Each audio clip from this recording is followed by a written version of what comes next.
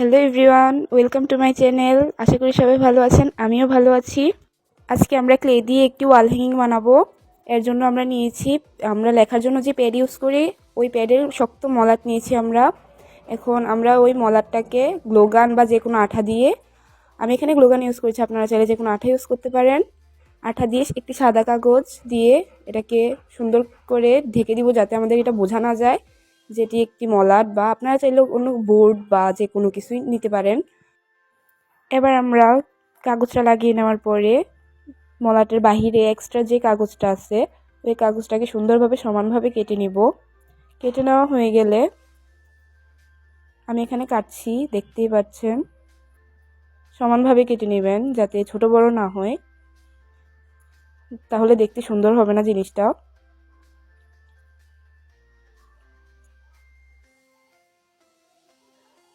এই যে আমার কেটে নেওয়া হয়ে গেল।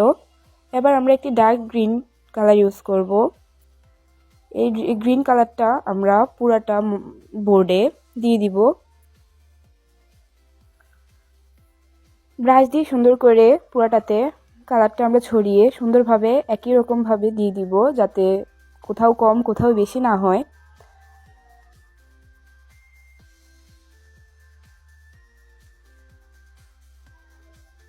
এই তো আমার দেওয়া হয়ে গেল। এবার আমরা ইউজ করব হোয়াইট কালার, হচ্ছে সাদা সাদা কালারটা হালকা করে পুরোটাতে দিয়ে নিব, তাহলে অন্য একটা সুন্দর একটি কালার তৈরি হয়ে যাবে হালকার ভিতরে।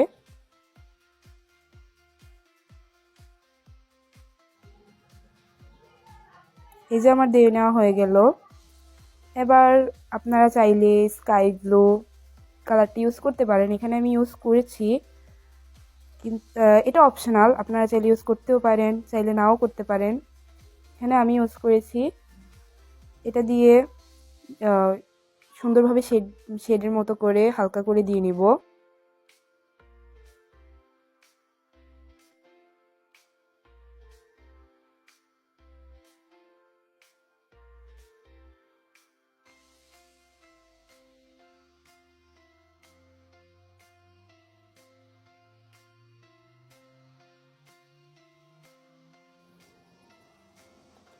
যে আমি দিয়ে নিচ্ছি। এখানে দেখতে পাচ্ছেন, এখানে আমার আম্মু আমাকে দেখাচ্ছে যে এখানে কম এখানে বেশি, মানে সুন্দরভাবে দেওয়ার জন্য বলতেছে, কোন জায়গায় কম হয়েছে ওটা দেখাচ্ছিল। এবার আমরা ডার্ক গ্রিনটা দিয়ে কিছু কিছু জায়গায় একটু ডার্ক করে নিব, মানে একটু ডিপ করে সবুজ কালারটা দিব, যাতে সুন্দর দেখা যায় জিনিসটা। এই যে আমি দিয়ে নিচ্ছি, আপনারা চাইলে দিতেও পারেন, আবার চাইলে নাও দিতে পারেন, দিলে জিনিসটা সুন্দর দেখা যায়। দেখতেই পাচ্ছেন আমি কিভাবে দিচ্ছি।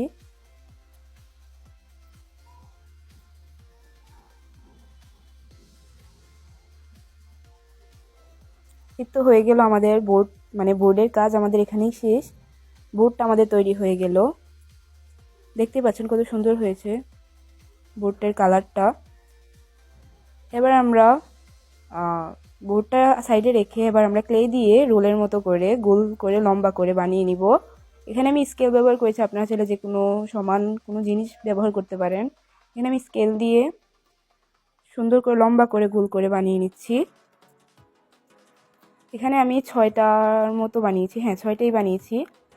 এবার আমি এভাবে বোর্ডের সাথে ডালপালার মতো ঘুরিয়ে সোজা করে সুন্দরভাবে দিয়ে নিয়েছি। আপনারা চাইলে যে কোনোভাবে দিতে পারেন, চাইলে আমার মতো করেও দিতে পারেন। এবার আমরা কাঠগোলাপ যেভাবে বানাই, সবাই কাঠগোলাপ মোটামুটি বানাতে পারেন।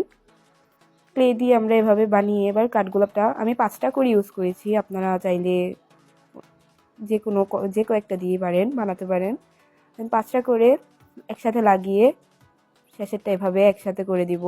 যেহেতু ক্লে এটা একটু নাড়া পড়লেই অন্যরকম হয়ে যায়, তাই আমি সুন্দরভাবে করে নিচ্ছি। এই যে আমার একটা কাঠগোলাপ হয়ে গেল। এবার আমি এখানে 10টা কাঠগোলাপ বানিয়ে নিয়েছি এই কালারের।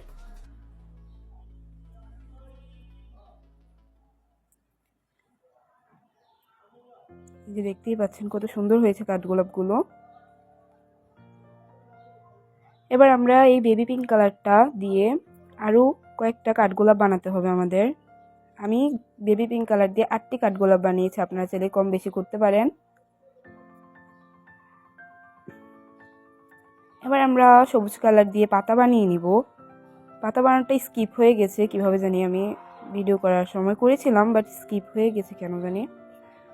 আচ্ছা, এবার আমরা এই ফুল আর পাতাগুলো এই ডালপালার মাঝখানে বোর্ডের ভিতরে সুন্দরভাবে বসিয়ে নেব। আপনারা চাইলে, আমি এভাবে বসিয়েছি, আপনারা চাইলে অন্যভাবেও বসাতে পারেন।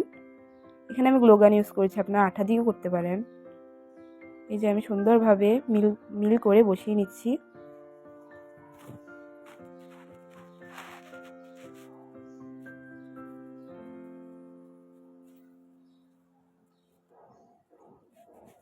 সুন্দরভাবে মিল করে বসিয়ে নিচ্ছি আমি, যাতে কোনো বাজে দেখতে না হয়। আপনারা সুন্দর করে যদি মনোযোগ দিয়ে দেখে জিনিসটা করেন তাহলে জিনিসটা সুন্দর হবে।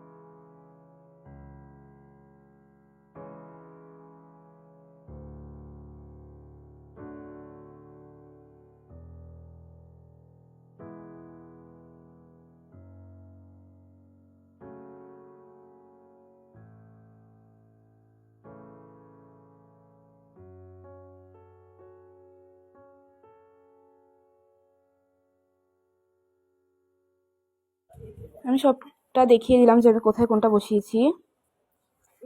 সুন্দরভাবে বসিয়ে নিলাম। এই তো আমার বসিয়ে নেওয়া হয়ে গেল। এই যে সুন্দরভাবে মিলভাবে বসিয়ে নিলাম। এবার আমরা এখানে পার্ল ইউজ করব। আমি অফ হোয়াইট টাইপ কালারটাতে হোয়াইট কালার পার্ল ইউজ করেছি, আর বেবি পিঙ্ক কালারটাতে গোল্ডেন কালার পার্ল ইউজ করব। সুন্দরভাবে পার্লগুলো বসিয়ে নিব আমরা।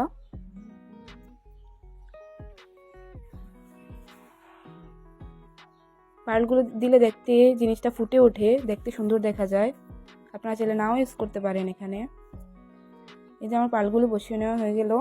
আমাদের 99% কাজ প্রায় শেষ, আর একটু কাজ আছে। এবার আমরা পাতাগুলো আমি আগে সেট করে নিলাম যে কোনটা কোথায় দিব। আপনারা চাইলে ডিরেক্ট বসিয়ে ফেলতে পারেন। এখন আমি ফেভিকল দিয়ে এটাকে সেট করে নিব সুন্দরভাবে। সবগুলো পাতা ফেভিকল দিয়ে নিব।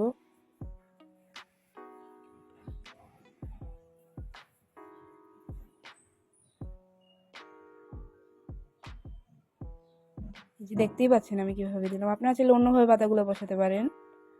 আমার কাছে এভাবে মনে হলো যে এভাবে সুন্দর হয়।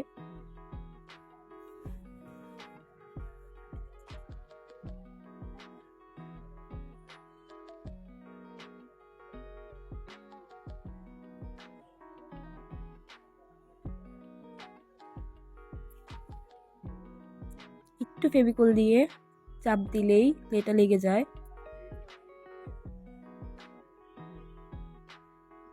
দেখতেই পাচ্ছেন আমি কিভাবে দিচ্ছি।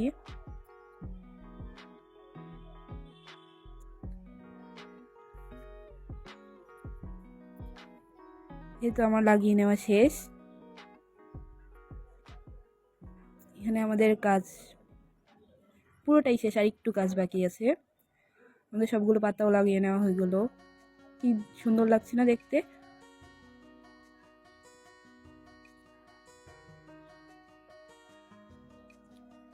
আম্মু আমাকে দেখাচ্ছিল এখানে এটা লাগাইছো কিনা, ওইটা সুন্দর। এখানে আমি সুতাটাকে 4টা প্যাচ দিয়ে একটু শক্ত করে নিলাম যাতে খুলে না পড়ে যায়, ছিঁড়ে না যায়। এবার এটাকে পিছন দিয়ে, বোর্ডটার পিছন দিয়ে গ্লোগান দিয়ে, আমি এখানে কাগজ ব্যবহার করেছি, আপনারা চাইলে কাপড় বা যে কোনো জিনিস ইউজ করতে পারেন। কাগজ দিয়ে একটু চাপ দিলে শক্ত হয়ে জিনিসটা লেগে থাকে। খুলে পড়ার সম্ভাবনা কম থাকে। এই যে আমি দুই পাশে লাগিয়ে নিলাম। কত সুন্দর না জিনিসটা। আপনাদের কাছে যদি ভালো লেগে থাকে তাহলে আমার চ্যানেলটা প্লিজ সাবস্ক্রাইব করবেন এবং লাইক শেয়ার দিয়ে আমার পাশে থাকবেন। আর কোনো ভুল ত্রুটি হয়ে থাকলে প্লিজ ক্ষমা দৃষ্টিতে দেখবেন। আল্লাহ হাফেজ।